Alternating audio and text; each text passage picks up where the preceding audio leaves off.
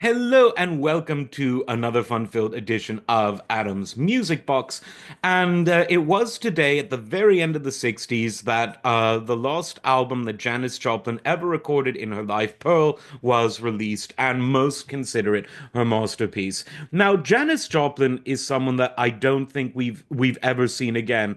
There have been great female rock and sort of soul-oriented rock singers. I think that the Wilson sisters, Ann and Nancy of Heart, were amazing, but again, they were very different than Janis Joplin.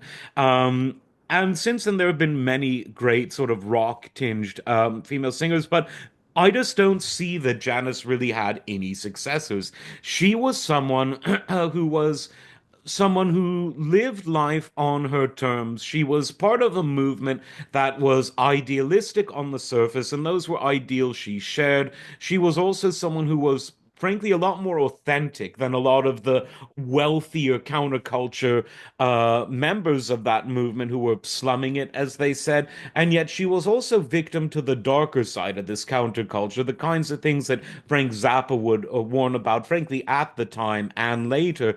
And sadly, she's one of those great musicians who left us all too soon. But her recorded legacy is something unique because, again, I cannot think of anyone. There was certainly no one before her who had that vibe, that attitude, or even really that specific vocal style. And again, I don't really see any successors. I think Janis Joplin came at a moment in time.